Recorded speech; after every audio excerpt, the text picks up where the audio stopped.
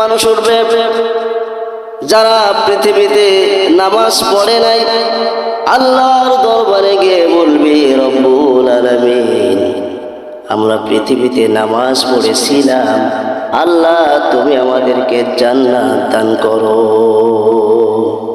আল্লাহ বলবেন, না, মিথ্যা বলছো, তোমরা নামাজ পড়ো না। তখন ওরা বলবে, আল্লাহ আমরা নামাজ পড়েছিলাম, এটা সত্য কথা। তখন আল্লাহ বলবেন, যদি তুমি পৃথিবীতে নামাজ পড়ে থাকো, তাহলে আজকে কিয়ামতের ময়দানে একটা সিজদা আমাকে করে দেখাও। যখনই আল্লাহ তাআলা এই কথা বলবেন, তখন ওই বান্দারা নামাজ পড়ার জন্য রেডি হয়ে যায়। যখন ওরা রুকুতে চলে যাবে, আল্লাহ রাব্বুল আলামিন কোমরকে নির্দেশ দেবেন, কোমর আর উঠবে না, আর সোজা হবে না। ওই বান্দারা রুকুতে যাওয়ার পরে আর উঠতে পারবে না। আল্লাহ রাব্বুল আলামিন বলবেন, তোমরা যে পৃথিবীতে নামাজ পড়েছিলে, তোমরা যে বলেছো আমরা পৃথিবীতে নামাজ পড়েছো, এখন তোমরা সিজদা কেন করতে পারো না? রুকুতে গিয়ে আর উঠতে পারছো না কেন? তোমরা বলে নামাজ পড়েছিলে, তাহলে সিজদা করে দেখাও। সিজদা করতে পারবে না। মায়েরা আমার, এই পবিত্র রমজান মাস হলো বিরত থাকার মাস, অন্যায় কাজ গুনার কাজ থেকে বিরত থাকার মাস হলো পবিত্র রমজান মাস। এই রমজান মাসে যদি কোনো ব্যক্তি সারাদিন না খেয়ে থাকে আর গুনার কাজ, গান বাজনা শোনা থেকে যদি বিরত থাকতে না পারে, তাহলে এই রমজানের রোজা তার জন্য কি হবে না বলেন? কোনো ফায়দা হবে না।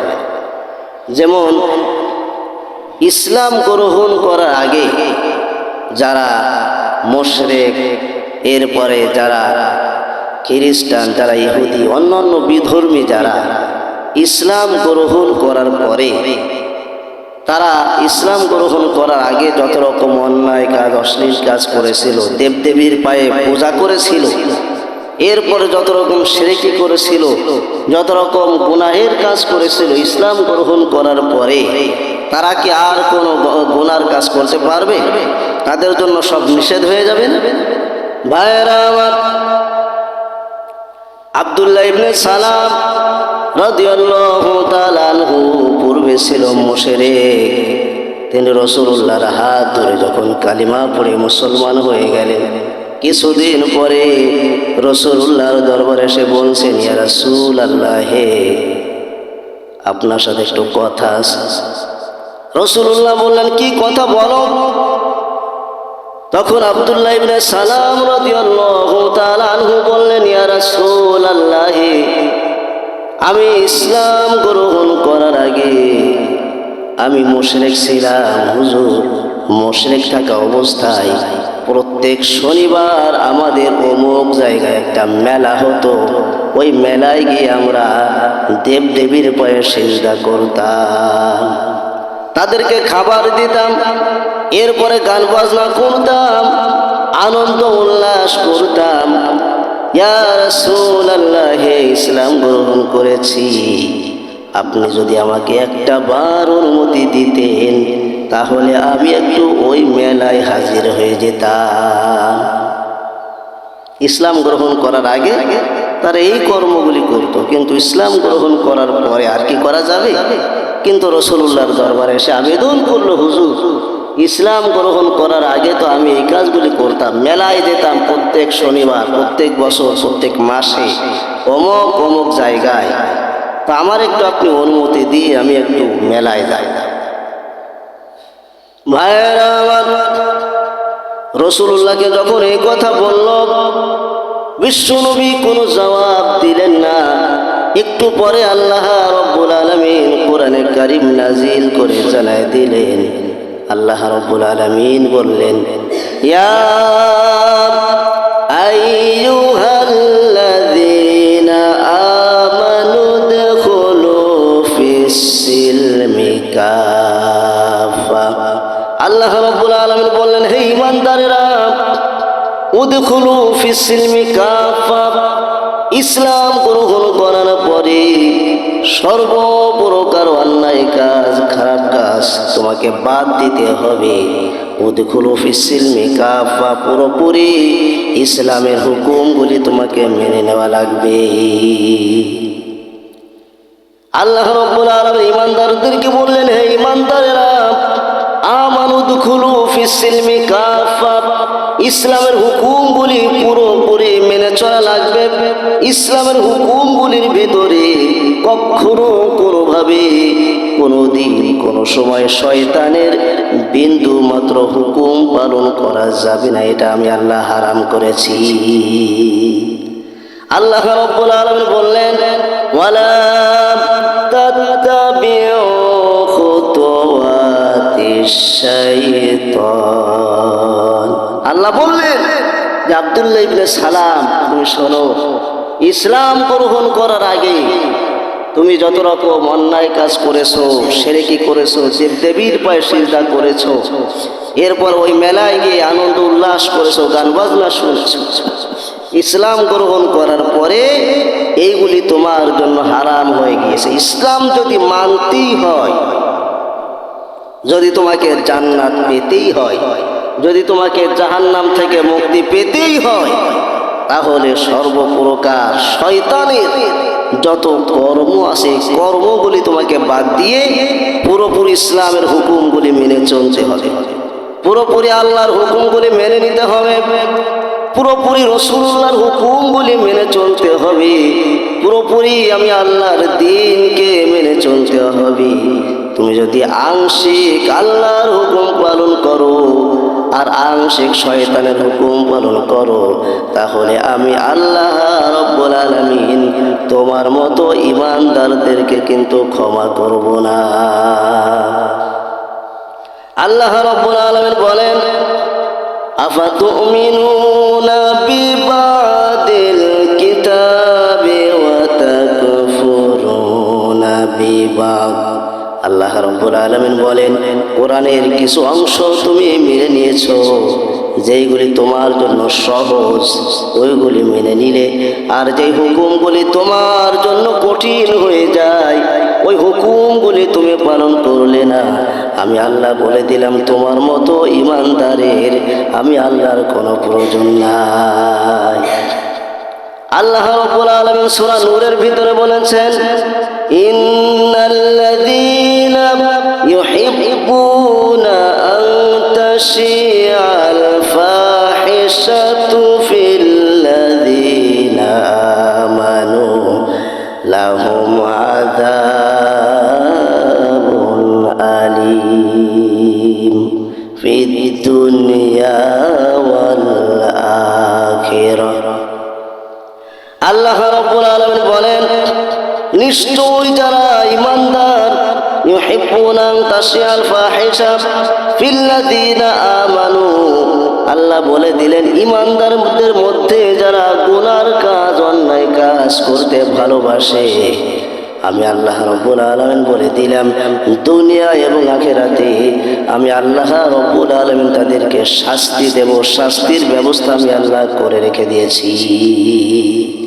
ঈমানদার যারা, নামাজি যারা, রোজাদার যারা, যারা আল্লাহর উপর বিশ্বাস করেছে, এই ব্যক্তিদের জন্য কখনো কোনোভাবে বিন্দু মাত্র কোনো অন্যায় কাজ, গুনার কাজ করার কোনো অনুমতি নাই। আল্লাহ বললেন, ইউহিব্বুনা আন তাশিআল ফাহিশা, যদি তুমি ভালোবাসো, যদি পছন্দ করো যে নামাজও পড়বো, ভিডিও খাবো, নামাজ পড়বো কি গান বাজনাও শুনবো, রোজাও রাখবো, আবার মিথ্যা কথাও বলবো, ঝগড়া বিবাদও করবো, গালিগালাজও করবো, ঈমানদাররা যদি এই কর্মগুলি করে, যে একদিকে আল্লাহর হুকুম পালন করে, অপর দিকে শয়তানের হুকুম পালন করে, ওয়ালা তাত্তাবিউ খুতুওয়াতিশ শাইতান, আল্লাহ বললেন এই শ্রেণীর মানুষদেরকে আমি আল্লাহ তাআলা দুনিয়া এবং আখিরাতে ওয়ালাহুম আযাবুন আলীম, কঠিন শাস্তি আমি আল্লাহ ওদেরকে দেব।